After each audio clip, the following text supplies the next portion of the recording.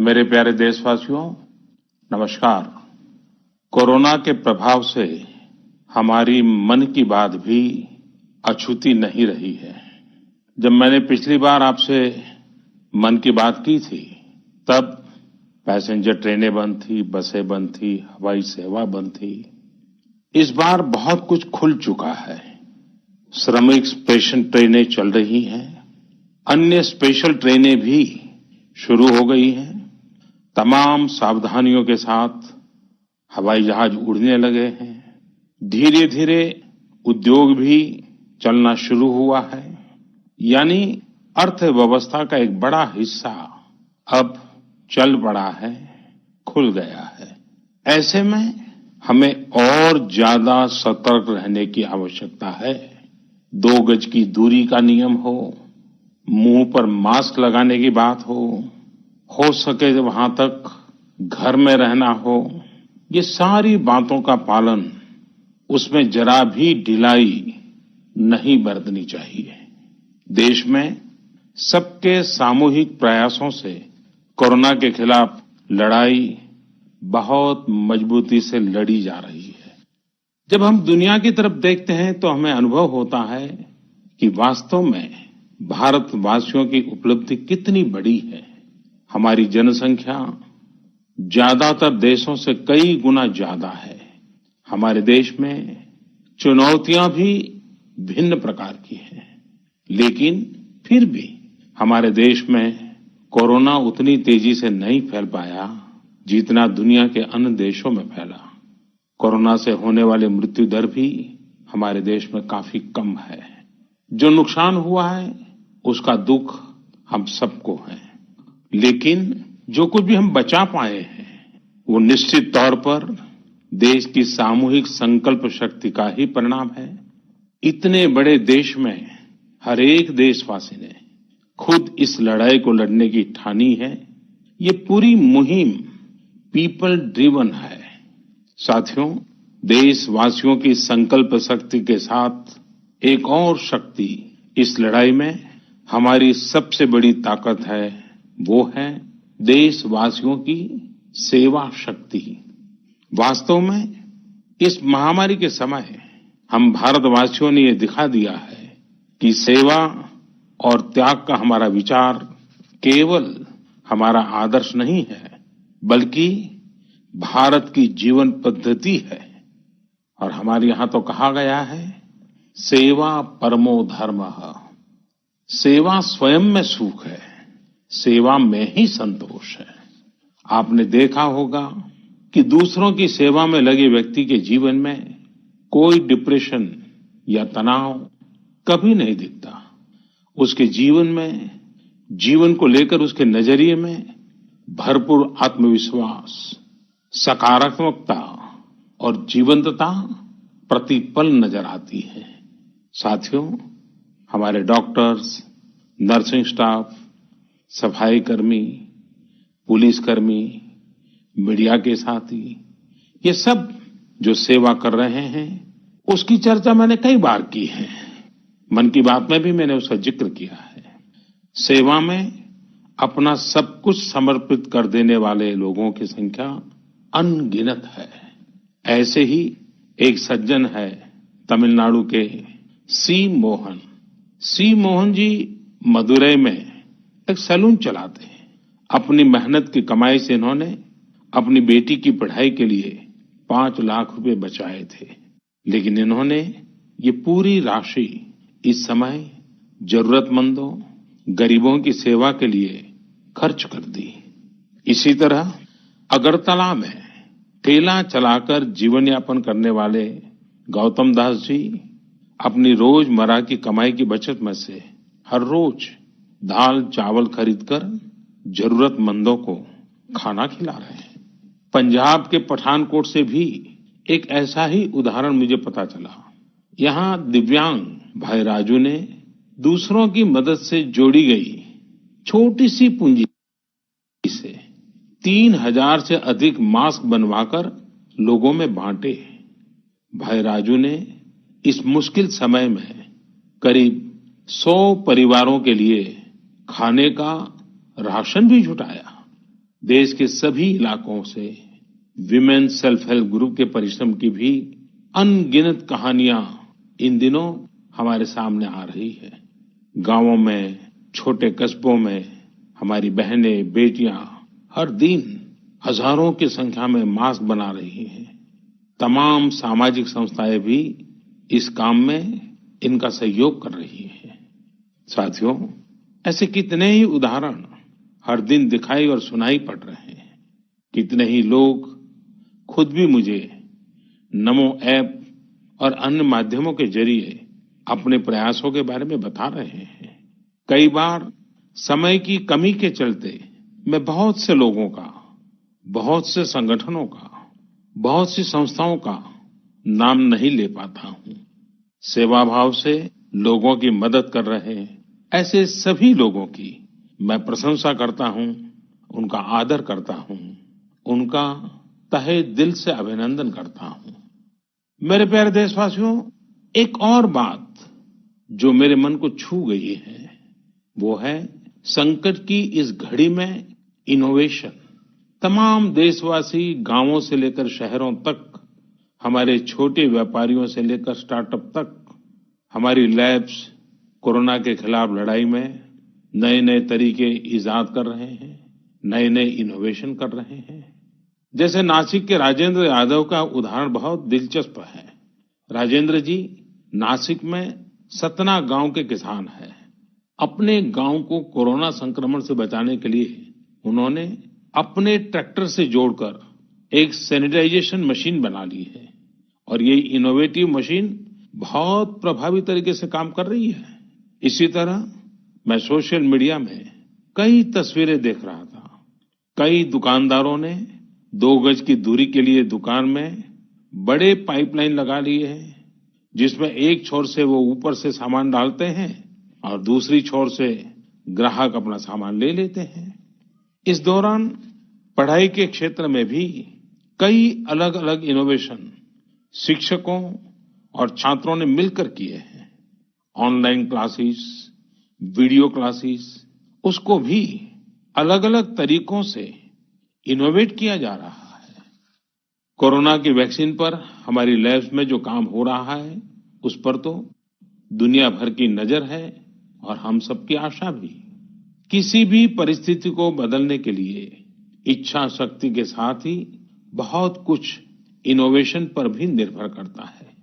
हजारों सालों की मानव जात की यात्रा लगातार इनोवेशन से ही इतने आधुनिक दौर में पहुंची है। इसलिए इस महामारी पर जीत के लिए हमारी ये विशेष इनोवेशंस भी बहुत बड़ा आधार है। साथियों, कोरोना के खिलाफ लड़ाई का यह रास्ता लंबा है। एक ऐसी आपदा जिसका पूरी दुनिया के पास कोई इलाज ही नहीं है, जिसका कोई पहले का अनुभव भी नहीं है। तो ऐसे में नई नई चुनौतियां और उसके कारण परेशानियां हम अनुभव भी कर रहे हैं। ये दुनिया के हर कोरोना प्रभावित देश में हो रहा है और इसलिए भारत भी इससे अछूता नहीं है। हमारे देश में भी कोई वर्ग ऐसा नहीं है जो कठिनाई में न हो, परेशानी में न हो। और इस संकट की सबसे बड़ी चोट अगर किसी पर पड़ी है तो हमारे गरीब, मजदूर, श्रमिक वर्ग पर पड़ी है। उनकी तकलीफ, उनका दर्द, उनकी पीड़ा शब्दों में नहीं कही जा सकती। हम में से कौन ऐसा होगा जो उनकी और उनके परिवार की तकलीफों को अनुभव न कर रहा हो। हम सब मिलकर इस तकलीफ को, इस पीड़ा को बांटने का प्रयास कर रहे हैं। पूरा देश प्रयास कर रहा है। हमारे रेलवे के साथी दिन रात लगे हुए हैं। केंद्र हो, राज्य हो, स्थानीय स्वराज की संस्थाएं हो, हर कोई दिन रात मेहनत कर रहे हैं। जिस प्रकार रेलवे के कर्मचारी आज जुटे हुए हैं, वे भी एक प्रकार से अग्रिम पंक्ति में खड़े कोरोना वॉरियर्स ही है। लाखों श्रमिकों को ट्रेनों से और बसों से सुरक्षित ले जाना, उनके खाने पीने की चिंता करना, हर जिले में क्वारंटाइन केंद्रों की व्यवस्था करना, सभी की टेस्टिंग, चेकअप, उपचार की व्यवस्था करना, ये सब काम लगातार चल रहे हैं और बहुत बड़ी मात्रा में चल रहे हैं। लेकिन साथियों, जो दृश्य आज हम देख रहे हैं, इससे देश को अतीत में जो कुछ हुआ, उसके अवलोकन और भविष्य के लिए सीखने का अवसर भी मिला है। आज हमारे श्रमिकों की पीड़ा में हम देश के पूर्वी हिस्से की पीड़ा को देख सकते हैं। जिस पूर्वी हिस्से में देश का ग्रोथ इंजन बनने की क्षमता है, जिसके श्रमिकों के बाहुबल में देश को नई ऊंचाई पर ले जाने का सामर्थ्य है, उस पूर्वी हिस्से का विकास बहुत आवश्यक है। पूर्वी भारत के विकास से ही देश का संतुलित आर्थिक विकास संभव है। देश ने जब मुझे सेवा का अवसर दिया, तभी से हमने पूर्वी भारत के विकास को प्राथमिकता दी है। मुझे संतोष है कि बीते वर्षों में इस दिशा में बहुत कुछ हुआ है और अब प्रवासी मजदूरों को देखते हुए बहुत कुछ नए कदम उठाना भी आवश्यक हो गया है और हम लगातार उस दिशा में आगे बढ़ रहे हैं। जैसे कहीं श्रमिकों की स्किल मैपिंग का काम हो रहा है, कहीं स्टार्टअप्स इस काम में जुटे हैं, कहीं माइग्रेशन कमीशन बनाने की बात हो रही है। इसके अलावा केंद्र सरकार ने अभी जो फैसले लिए हैं, उससे भी गांवों में रोजगार, स्वरोजगार, लघु उद्योगों से जुड़ी विशाल संभावनाएं खुली हैं। ये फैसले इन स्थितियों के समाधान के लिए हैं, आत्मनिर्भर भारत के लिए हैं। अगर हमारे गांव आत्मनिर्भर होते, हमारे कस्बे, हमारे जिले, हमारे राज्य आत्मनिर्भर होते, तो अनेक समस्याओं ने वो रूप नहीं लिया होता जिस रूप में वो आज हमारे सामने खड़ी है। लेकिन अंधेरे से रोशनी की ओर बढ़ना मानव स्वभाव है। तमाम चुनौतियों के बीच मुझे खुशी है कि आत्मनिर्भर भारत पर आज देश में व्यापक मंथन शुरू हुआ है। लोगों ने अब इसे अपना अभियान बनाना शुरू किया है। इस मिशन का नेतृत्व देशवासी अपने हाथ में ले रहे हैं। बहुत से लोगों ने तो ये भी बताया है कि उन्होंने जो जो सामान उनके इलाके में बनाए जाते हैं, उनकी एक पूरी लिस्ट बना ली है। ये लोग अब इन लोकल प्रोडक्ट्स को ही खरीद रहे हैं और वोकल फॉर लोकल को प्रमोट भी कर रहे हैं। मेक इन इंडिया को बढ़ावा मिले, इसके लिए सब कोई अपना अपना संकल्प जता रहा है। बिहार के हमारे एक साथी श्रीमान हिमांशु ने मुझे नमो ऐप पर लिखा है कि वो एक ऐसा दिन देखना चाहते हैं जब भारत विदेश से आने वाले आयात को कम से कम कर दे, चाहे पेट्रोल, डीजल, ईंधन का आयात हो, इलेक्ट्रॉनिक आइटम्स का आयात हो, यूरिया का आयात हो या फिर खाद्य तेल का आयात हो। मैं उनकी भावनाओं को समझता हूं। हमारे देश में कितनी ही ऐसी चीजें बाहर से आती हैं जिन पर हमारे ईमानदार टैक्स पेयर्स का पैसा खर्च होता है, जिनका विकल्प हम आसानी से भारत में तैयार कर सकते हैं। असम के सुदीप ने मुझे लिखा है कि वो महिलाओं के बनाए हुए लोकल बैम्बू प्रोडक्ट्स का व्यापार करते हैं और उन्होंने तय किया है कि आने वाले 2 वर्ष में वे अपने बैम्बू प्रोडक्ट को एक ग्लोबल ब्रांड बनाएंगे। मुझे पूरा भरोसा है आत्मनिर्भर भारत अभियान इस दशक में देश को नई ऊंचाई पर ले जाएगा। मेरे प्यारे देशवासियों, कोरोना संकट के इस दौर में मेरी विश्व के अनेक नेताओं से बातचीत हुई है, लेकिन मैं एक सीक्रेट जरूर आज बताना चाहूंगा। विश्व के अनेक नेताओं की जब बातचीत होती है तो मैंने देखा इन दिनों उनकी बहुत ज्यादा दिलचस्पी योग और आयुर्वेद के संबंध में होती है। कुछ नेताओं ने मुझसे पूछा कि कोरोना के इस काल में ये योग और आयुर्वेद कैसे मदद कर सकते हैं। साथियों, अंतर्राष्ट्रीय योग दिवस जल्द ही आने वाला है। योग जैसे जैसे लोगों के जीवन से जुड़ रहा है, लोगों में अपने स्वास्थ्य को लेकर जागरूकता भी लगातार बढ़ रही है। अभी कोरोना संकट के दौरान भी ये देखा जा रहा है कि हॉलीवुड से हरिद्वार तक घर में रहते हुए लोग योग पर बहुत गंभीरता से ध्यान दे रहे हैं। हर जगह लोगों ने योग और उसके साथ साथ आयुर्वेद के बारे में और ज्यादा जानना चाहा है। उसे अपनाना चाहा है। कितने ही लोग जिन्होंने कभी योग नहीं किया, वे भी या तो ऑनलाइन योग क्लास से जुड़ गए हैं या फिर ऑनलाइन वीडियो के माध्यम से भी योग सीख रहे हैं। सही में योग कम्युनिटी, इम्यूनिटी और यूनिटी सबके लिए अच्छा है। साथियों, कोरोना संकट के इस समय में योग आज इसलिए भी ज्यादा अहम है क्योंकि ये वायरस हमारे रेस्पिरेटरी सिस्टम को सबसे अधिक प्रभावित करता है। योग में तो रेस्पिरेटरी सिस्टम को मजबूत करने वाले कई तरह के प्राणायाम है, जिनका असर हम लंबे समय से देखते आ रहे हैं।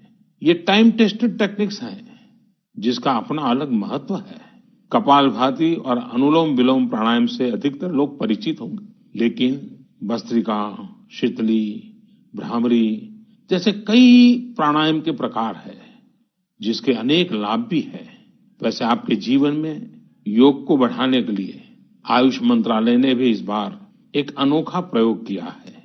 आयुष मंत्रालय ने माय लाइफ माय योग नाम से अंतर्राष्ट्रीय वीडियो ब्लॉग उसकी प्रतियोगिता शुरू की है। भारत ही नहीं, पूरी दुनिया के लोग इस प्रतियोगिता में हिस्सा ले सकते हैं। इसमें हिस्सा लेने के लिए आपको अपना 3 मिनट का एक वीडियो बना करके अपलोड करना होगा। इस वीडियो में आप जो योग या आसन करते हुए वो करते हुए दिखाना है और योग से आपके जीवन में जो बदलाव आया है उसके बारे में भी बताना है।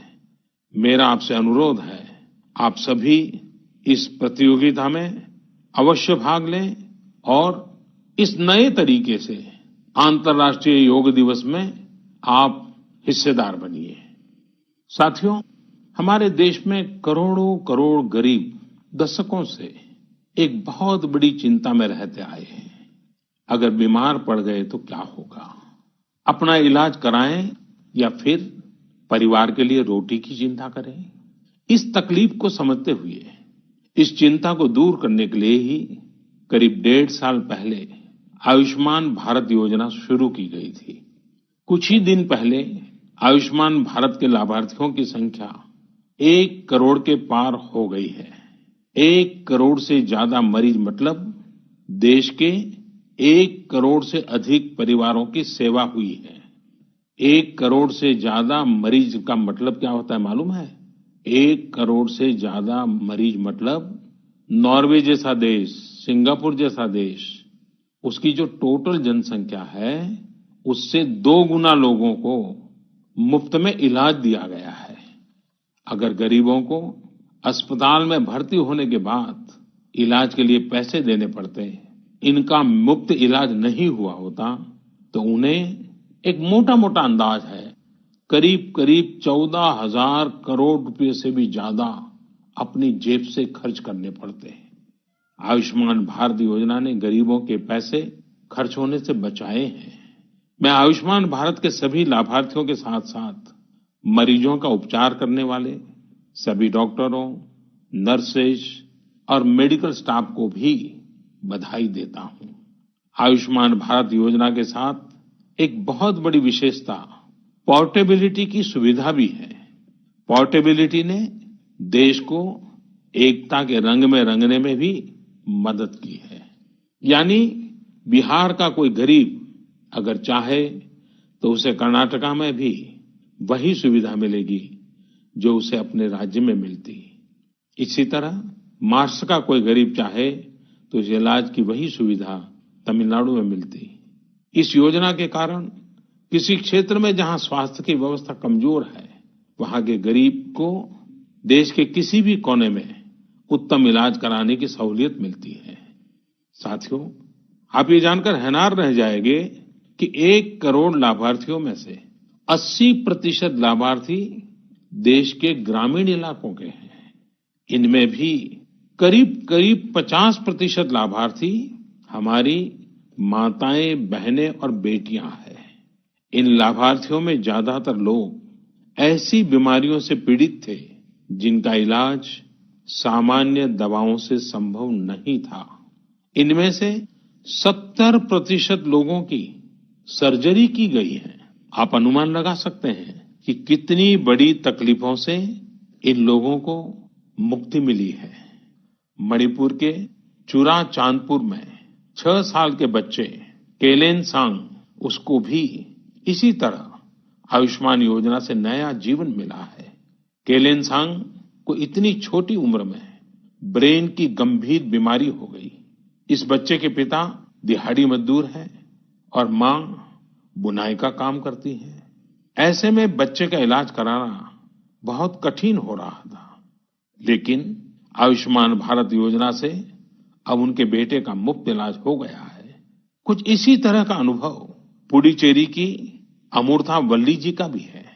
उनके लिए भी आयुष्मान भारत योजना संकट मोचक बनकर आई है। अमूर्था वल्ली जी के पति की हार्ट अटैक से दुखद मृत्यु हो चुकी है। उनके 27 साल के बेटे जीवा को भी हार्ट की बीमारी थी। डॉक्टर्स ने जीवा के लिए सर्जरी की सलाह दी थी, लेकिन दिहाड़ी मजदूरी करने वाले जीवा के लिए अपने खर्च से इतना बड़ा ऑपरेशन करवाना संभव ही नहीं था। लेकिन अमूर्था वल्ली ने अपने बेटे का आयुष्मान भारत योजना में रजिस्ट्रेशन करवाया और 9 दिनों बाद बेटे जीवा के हार्ट की सर्जरी भी हो गई। साथियों, मैंने आपको सिर्फ 3-4 घटनाओं का जिक्र किया है। आयुष्मान भारत से तो ऐसी 1 करोड़ से अधिक कहानियां जुड़ी हुई है। ये कहानियां जीते जागते इंसानों की हैं। दुख तकलीफ से मुक्त हुए हमारे अपने परिवारजनों की है। आपसे मेरा आग्रह है, कभी समय मिले तो ऐसे व्यक्ति से जरूर बात करिएगा जिसने आयुष्मान भारत योजना के तहत अपना इलाज कराया हो। आप देखेंगे कि जब एक गरीब बीमारी से बाहर आता है तो उसमें गरीबी से लड़ने की भी ताकत नजर आने लगी है। और मैं हमारे देश के ईमानदार टैक्स पेयर से कहना चाहता हूं, आयुष्मान भारत योजना के तहत जिन गरीबों का मुफ्त इलाज हुआ है, उनके जीवन में जो सुख आया है, संतोष मिला है, उस पुण्य के असली हकदार आप भी हैं। हमारा ईमानदार टैक्स पेयर भी इस पुण्य का हकदार है। मेरे प्यारे देशवासियों, एक तरफ हम महामारी से लड़ रहे हैं तो दूसरी तरफ हमें हाल में पूर्वी भारत के कुछ हिस्सों में प्राकृतिक आपदा का भी सामना करना पड़ा है। पिछले कुछ हफ्तों के दौरान हमने पश्चिम बंगाल और उड़ीसा में सुपर साइक्लोन अम्फान का कहर देखा। तूफान से अनेकों घर तबाह हो गए, किसानों को भी भारी नुकसान हुआ। हालात का जायजा लेने के लिए मैं पिछले हफ्ते उड़ीसा और पश्चिम बंगाल गया था। पश्चिम बंगाल और उड़ीसा के लोगों ने जिस हिम्मत और बहादुरी के साथ हालात का सामना किया है, प्रशंसनीय है। संकट की इस घड़ी में देश भी हर तरह से वहां के लोगों के साथ खड़ा है। साथियों, एक तरफ जहां पूर्वी भारत तूफान से आई आपदा का सामना कर रहा है, वहीं दूसरी तरफ देश के कई हिस्से टिड्डियों या लोकस्ट के हमले से प्रभावित हुए हैं। इन हमलों ने फिर हमें याद दिलाया है कि ये छोटा सा जीव कितना नुकसान करता है। टिड्डी दल का हमला कई दिनों तक चलता है। बहुत बड़े क्षेत्र पर इसका प्रभाव पड़ता है। भारत सरकार हो, राज्य सरकार हो, कृषि विभाग हो, प्रशासन भी इस संकट के नुकसान से बचने के लिए, किसानों की मदद करने के लिए आधुनिक संसाधनों का भी उपयोग कर रहा है। नए नए आविष्कार की तरफ भी ध्यान दे रहा है। और मुझे विश्वास है कि हम सब मिलकर के हमारे कृषि क्षेत्र पर ये जो संकट आया है, उससे भी लोहा लेंगे, बहुत कुछ बचा लेंगे। मेरे प्यारे देशवासियों, कुछ दिन बाद ही 5 जून को पूरी दुनिया विश्व पर्यावरण दिवस मनाएगी। विश्व पर्यावरण दिवस पर इस साल की थीम है बायोडायवर्सिटी, यानी जैव विविधता। वर्तमान परिस्थितियों में यह थीम विशेष रूप से महत्वपूर्ण है।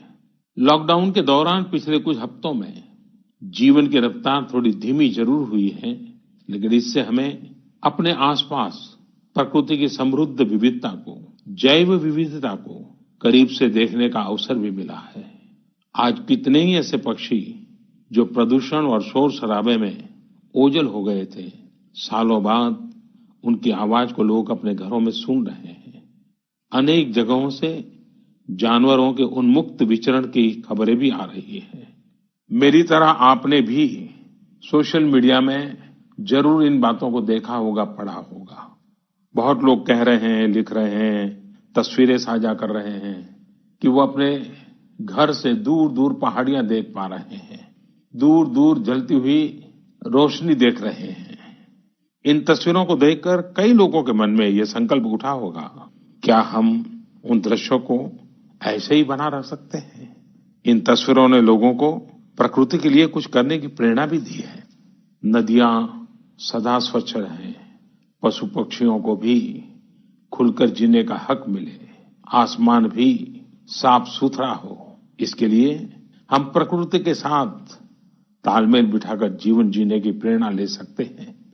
मेरे प्यारे देशवासियों, हम बार बार सुनते हैं, जल है तो जीवन है, जल है तो कल है, लेकिन जल के साथ हमारी जिम्मेवारी भी है।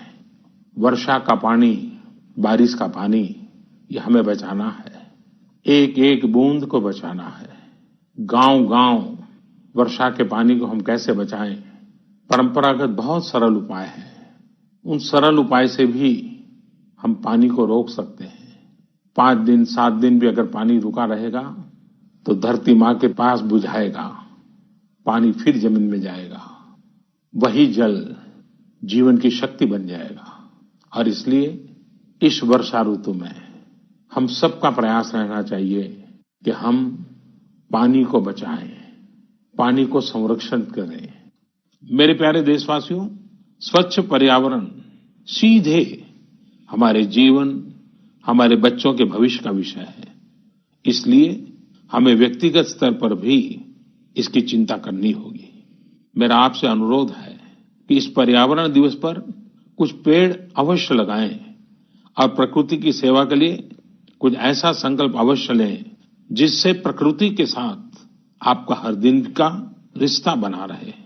हाँ, गर्मी बढ़ रही है, इसलिए पक्षियों के लिए पानी का इंतजाम करना मत भूलिएगा।